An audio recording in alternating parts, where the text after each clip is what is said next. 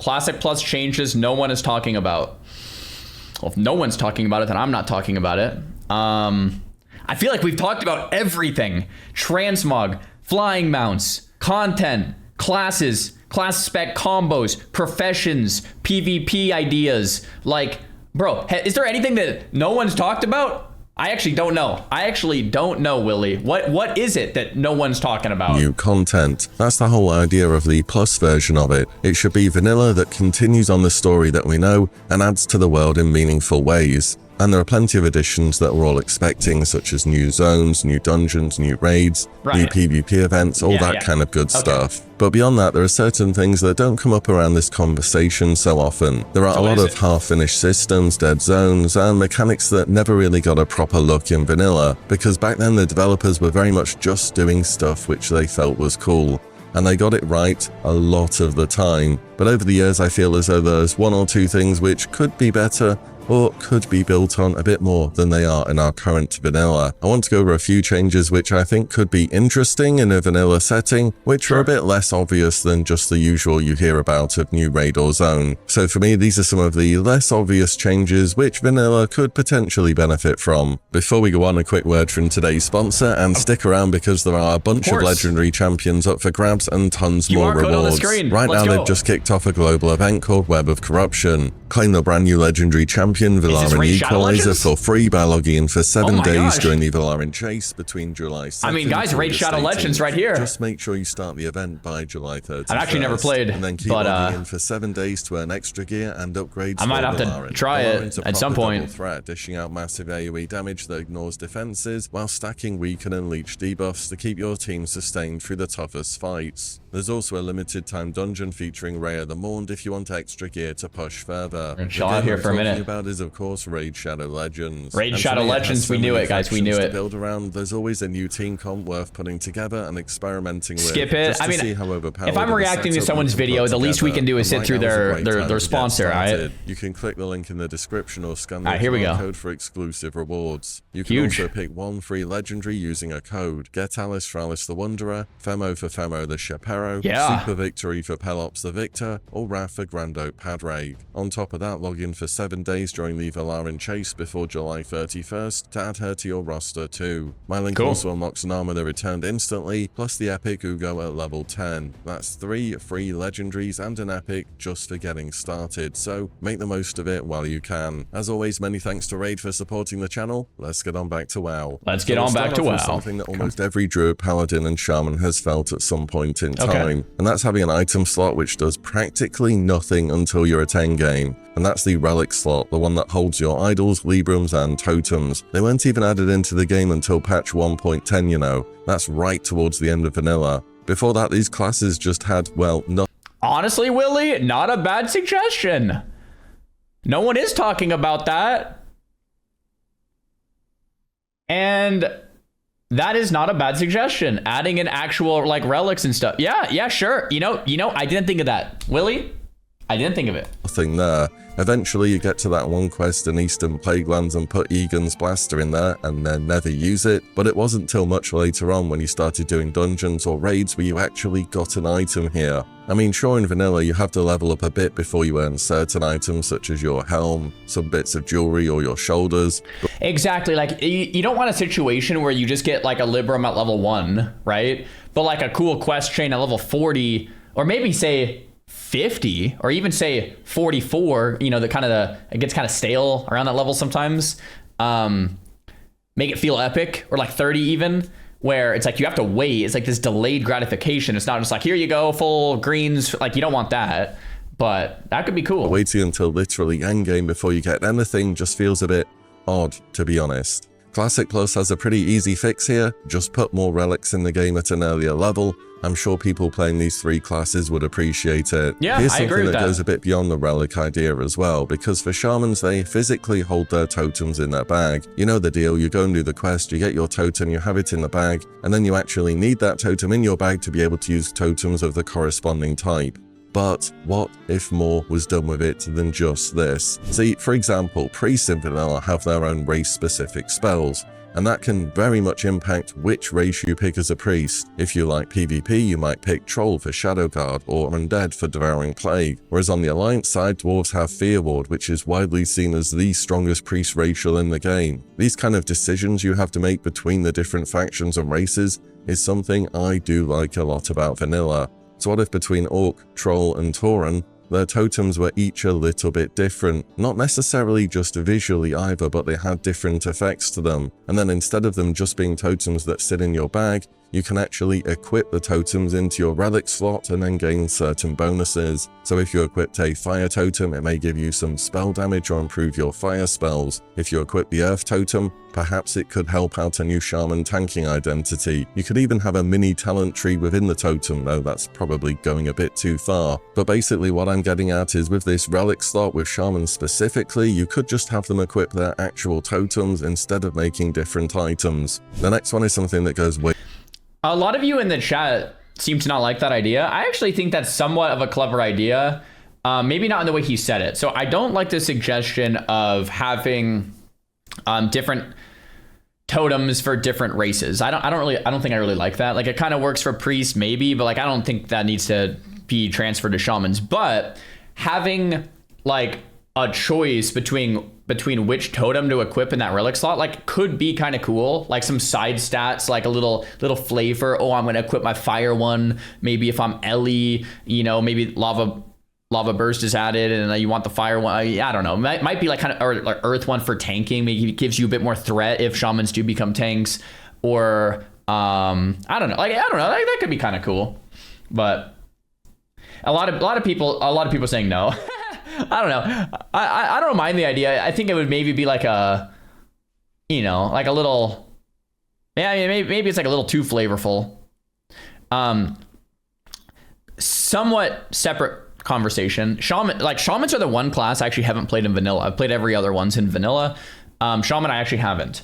Shamans out there, how do you guys feel about 4 different totems in your bags all the time? Be honest. Like, should there be a totem bag? Should there be a totem holder or something? Or is it like, it's dumb, BS, terrible, sucks, pointless, lame? Okay, because I didn't know if there was some charm to that, because you can make an argument for a lot of things in Classic that are annoying, but they're charming. I don't know if this is one of those things. This might just be annoying and not charming. Yeah, I don't know. Maybe there's a better way. Like shamans, what if there was a quest? I'm just randomly rambling here. What if there was a quest at level 30, piggybacking on Willie's idea, that combines all of your totems into a relic that makes it so you don't have to carry them anymore? That's it. It's just a relic that has the power of all 4 totems. Then you don't have to carry them. It's in the relic slot, so you store it, and it doesn't actually do anything besides that. And it's a quest that should be fun. What about that? Would that work? Shamans out there, I'm curious. Yes, that's good. Every class has that problem. Or you could make it into a keychain. Sure, could be part of the keychain. Sure. Seems good. Almost every class has random stuff they need to carry around. That actually is kind of a fair counterpoint. Hunters have ammo. Warlocks have soul shards. Mages have runes of portals and teleportations and food and water, but like that's kind of not too much. Rogues have poisons. Pallies have blessing things. What are they called? And the divine intervention symbols for divine intervention.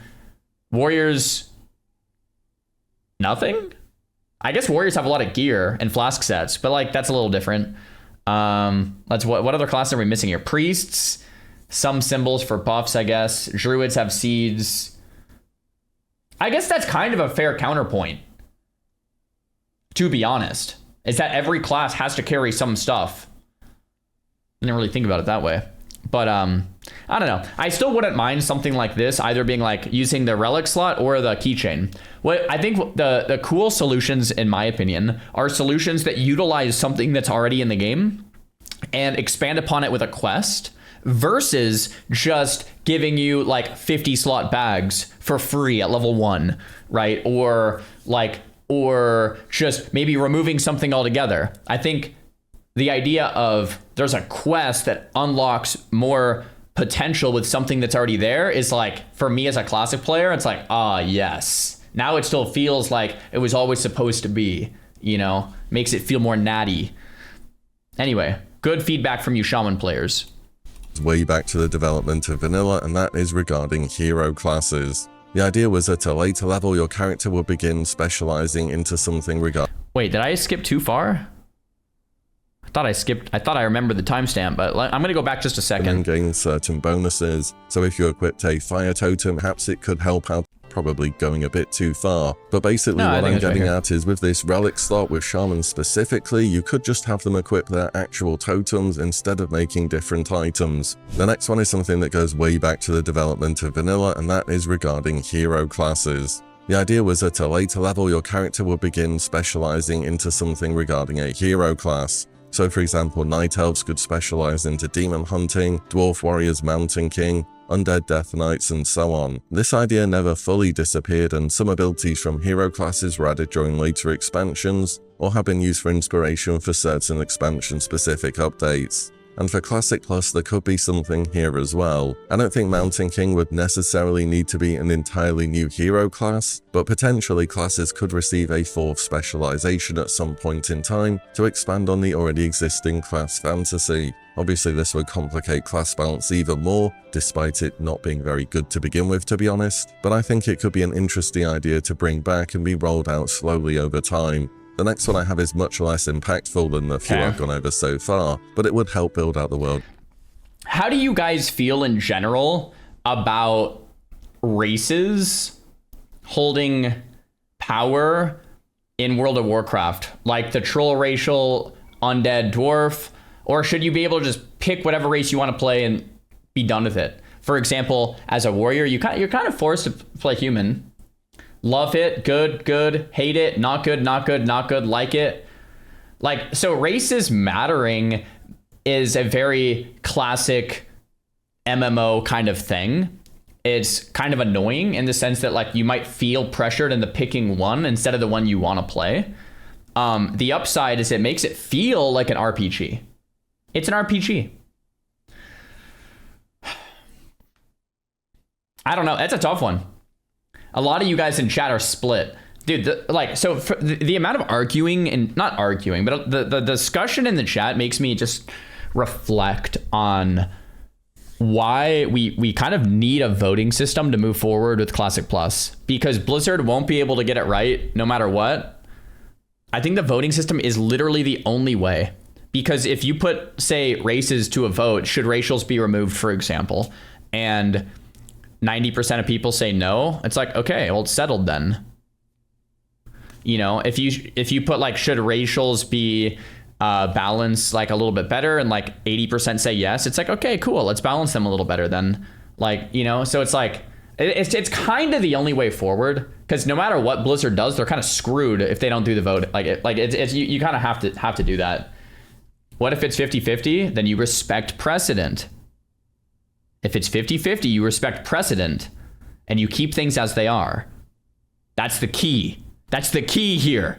You don't touch anything unless a strong majority wants it changed. That's the key to the voting system. That's how RuneScape has done it, right? You respect precedent and keep things as they always were, because that's what got us here in the first place. If you want something to change, it needs to be like most people on board. What RuneScape does is 70-30, I think. 70 or higher, I believe. So like something like that would make sense. Not like, oh, 51%, like, all right, let's just change it up then. A bit more. Every Alliance player who's gone deep into Winterspring knows exactly what the Winter Saber Trainer grind feels like. You have Riven Frostwind sitting atop Frost Saber Rock, handing out 3 repeatable quests which you just have to do again and again until you hit Exalted, at which point you can buy your brand new mount. It is quite prestigious to have done this, because you have to do this quest some 500 or so times in a row if I remember right, and it's not a particularly enjoyable grind, but...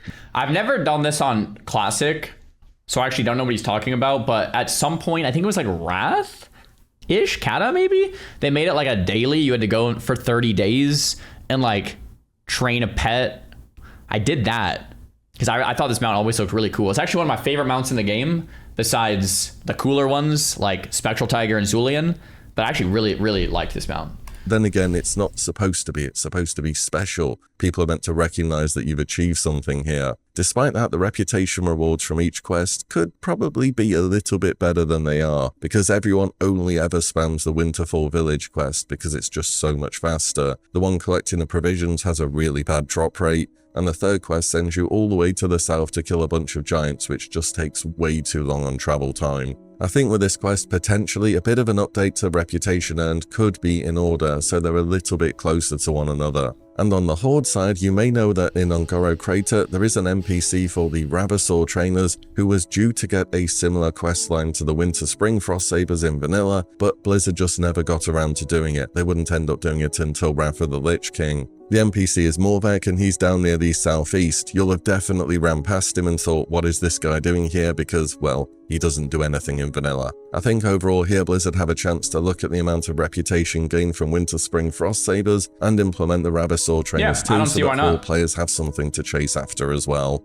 Okay, so the next one will probably be the most So here's the thing about balancing, and it's I'm not saying you shouldn't balance. Of course you should, but here's the thing. If you have 3 quests that give rep, and there's a worse one, and then you buff it, maybe it becomes the new best. Now there's also a new worst. So you try to like buff that one, and then there's the first one now becomes the new worst. So you try to like nerf the first one, and then now it's the worst again. So it's similar with like DPS balancing. Like if you're trying to DPS balance perfectly, it just becomes there's always going to be a worse DPS class spec. That's impossible to avoid. There's always someone at the bottom. There's always someone at the top. It's just how it works, right? So when you have that in mind, I think it becomes less about trying to achieve this perfect balance and maybe try to get things close enough. But there's always going to be a top. There's always going to be a bottom DPS. It's just how it goes. You could try to minimize the spread, but for Classic Plus, I think the more important thing to worry about is not perfect DPS balancing like you try to achieve in retail. It's more about classes being unique and they bring something unique to the table to where you actually want those classes, whether it's DPS or not. And if you don't like your class, then reroll, right? Like, so for example, if a class brings utility and buffs and some good DPS and they're good enough to where you want like multiple of them, that's good even if they're not top of the charts. If everyone's complaining about I have to be top of the charts, I think that's a you problem, and like that's just how it is. Like Classic WoW isn't about that. It really isn't. So I think this over obsession with balancing every class's DPS for Classic Plus just doesn't make any sense. You know, I really don't think it does. But it's hard because the community, us, are going to complain if one class is like underperforming DPS wise, but at the same time, it's like, it's just not even a good thing to aim for. It's like, I think a better thing to aim for is, does my class bring something unique to the table to where my raid team needs me? If the answer is yes, I think that's a success. That's a success.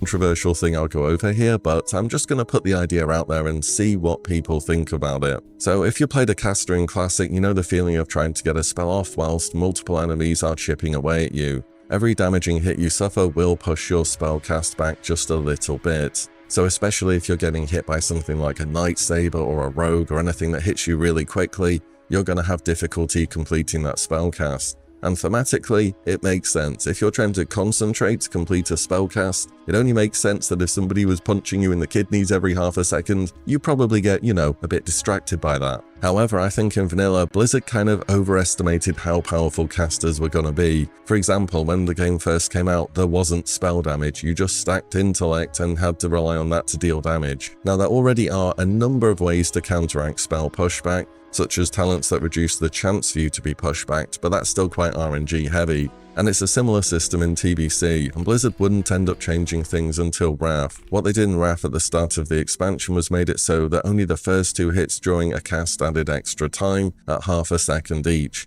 So the maximum amount of spell pushback you could suffer would be 1 second. Also, the talents that reduce the chance for your spell to be pushed back now reduce the amount of spell pushback you suffered instead. It's a pretty small tweak on paper, but it makes a massive difference to how smooth playing casters feels. Now, this probably would be too good in some areas in PvP to be fair, but it would make playing casters across the board a bit more predictable, and in some cases a little bit more fair. Off the back of that is what Casters, how do you feel about that? The pushback going to how it works in Wrath of the Lich King versus Classic. It's a fair point to be made. I'm actually really enjoying this video. It's not clickbait at all. Like, these are a bunch of changes that I actually haven't really thought about. I think as a caster main, before reading what you guys are going to say, is I kind of just like it how it is. Having it how it was in Wrath, I don't know if I would be like necessarily like super upset. I mean, it's a buff to the class that I would play, mage. But I think the whole idea is if you have a bunch of mobs on you, you don't cast. You don't cast. If you have a bunch of mobs on you, you use something else. If you're a mage, it's Frost Nova, run away, then cast. That's the whole point, right? So it should never really affect you. It's like, just don't, I don't know. Now, let's see, like with a priest, if you have a bunch of mobs you'll fear, if you have a bunch of mobs you on a warlock, like you could kind of be screwed. Howl of Terror is a cast. For a warlock, it actually might make more sense than all the other, like for a priest or a mage, you'd run. For a druid, travel form, instant cast, kind of makes sense. For a shaman, totems, instant cast. So the lock is the only one where it kind of makes sense. Maybe it could be a lock talent, but for all the rest, I don't think. Yeah. But yeah, lock's already so OP in PvP that would make him even better. Maybe a lock talent for like Howl of Terror or something. But yeah, I think overall I would vote against that. On which I think will be quite a bit more popular because this has been a sore spot since 2019 Classic. The default nameplate range in Classic is so short that if you're playing something that shoots over 30 yards, you can't even see what you're attacking really. And honestly, it's just been scuffed forever. I genuinely can't believe it's still like this to this day. This is a good one. So when 2019 Classic came out, they actually updated the nameplate range to 40, and people were so mad. They were rioting on the forums, hashtag no changes. They blasted Blizzard to the point where Blizzard removed it and they put it back to 20. Or is it 30? I think it's 20. Should nameplate range be increased?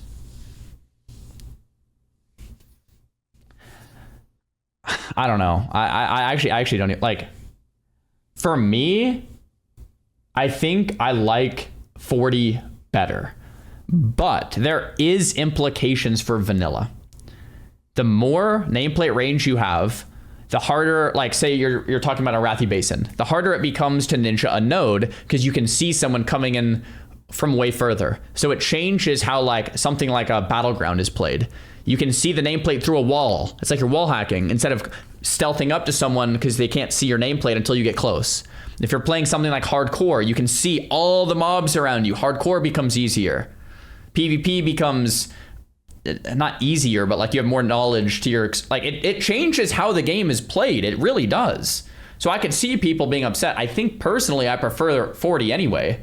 Just makes the game like just feel smoother, but I can see the people saying no on why they would want it that way. It's like, yeah, you shouldn't really see a mob until you're close. The thing that sucks though is what Willie said. If you're a caster and you're shooting a mob, you literally can't even see the health because you're too far. Like, that's weird. That assumes everyone is so much aware to where they'd be able to use that advantage. Being able to cast on a mob and that mob's nameplate not visible is trolling. I agree with that, Gabby. I think that's a fair take. Like, if you're casting on a mob, you should at least be able to see the nameplate of that mob. I actually do agree with that. Like, that was Willie's take too. I think that's a very fair take. Like, maybe, yeah, that is a pretty darn fair take. You know, back when Classic came out in 2019, people found macros that worked from the retail version of the game, which allowed you to extend the view distance where you could see nameplates from to above 40 yards. And then Blizzard came around and said, hey, we don't want you doing that, we're going to break those macros, enjoy your 20-yard range again. Of course, Blizzard have fixed this in later versions of the game, and they have actually said why they're keeping things like this in vanilla before, specifically for interactions such as caves where you wouldn't be able to see enemy nameplates ordinarily, but if they extended them, then you would. That being said, the time for us to see nameplates from more than 40 yards away has been a long time coming, and I'm very much hoping they reconsider it again for Classic Plus. One of my favorite effects to see out in the open world are the weather effects. You got rain, snow, sandstorms, and so on, and these were added into WoW Vanilla in patch 1.10 back in the day. Beyond that, in future expansions, Blizzard have tied certain events to weather happening out in the world, such as there being pet battles that spawn during sandstorms in Silithus, or when it's raining you'll get monkeys spawning on Jaguaro Island in STV. But what I'd like to see is just more weather, please. It's really cool when it happens out in the world. It makes it feel like a much more living, breathing world, and I'm not sure what extent they could have seasonal weather because it may not make sense across the world, but whatever the case that might be in real life, there'll still be seasons that make sense in Azeroth, wherever you may be located. I kind of disagree on this one in a sense. If you have too much of something, it gets old. Like if it's always raining, always snowing, always sandstorming, then it's just like, then it feels like it never is. What's cool is like, it almost never is, and then when it starts to rain, it's like, oh yeah, like it hits different. So, I mean, you could maybe increase it a tad, but if you start making these things happen all the time, it kind of just becomes annoying. It's like, oh, it's raining again. You know? Oh crap, it's snowing again. And then it just gets like, get this off my screen. It becomes annoying instead of this really rare, like, cool, exciting thing. So... They really don't need to reinvent what weather's doing, they just need to add more of it in. But yeah, that's it with weather, would just love to see more of it. Next I want to talk about weapon skill. It's one of those systems that made sense as a design choice in 2004, and it's aged into something that, well, does anyone really enjoy this? I mean, the leveling portion of weapon skill, not at endgame when you're beyond weapon skill and it's affecting your hit chance and so on. I mean, when you think about it, what are the weapon skill trainers actually doing when they teach you how to use a weapon? Imagine you got a piano tutor, you're there, you sit in front of the piano, you hit the keys a few times and they say, well, that's how you play a piano, go figure out the rest for yourself. That's basically what the weapon skill trainers do. And then when you're leveling weapon skill, it just takes hours. I mean, the way I see it is the weapon skill trainer teaches you how to wield it and teaches you some introduction to like being able to swing it, and then you get better over time.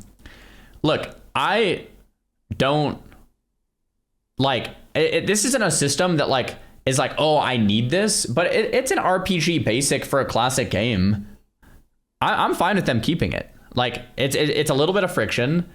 It's like, you know, I'm totally fine with them keeping this. You know, it's not a system that I'm like, oh, we need it, but it's like, if it's gone, it's almost like, oh, okay, you know.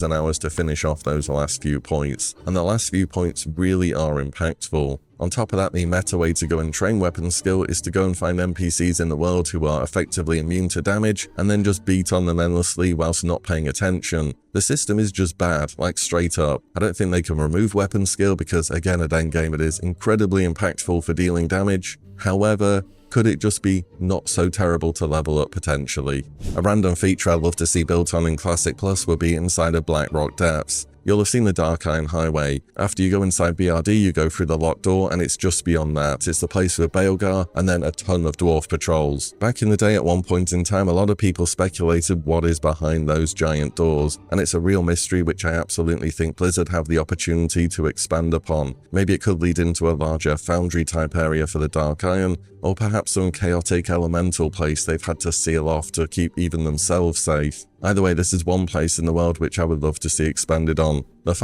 Wait, when you go through the door over here and look to the left, isn't it just lava and a drop-off? Am I tripping? I'm trying to think.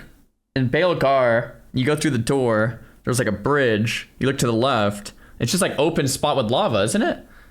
It's like a drop-off? I would have to like... Nah, you can't see behind the door? I might be thinking of the other side. No, I'm not talking about this door.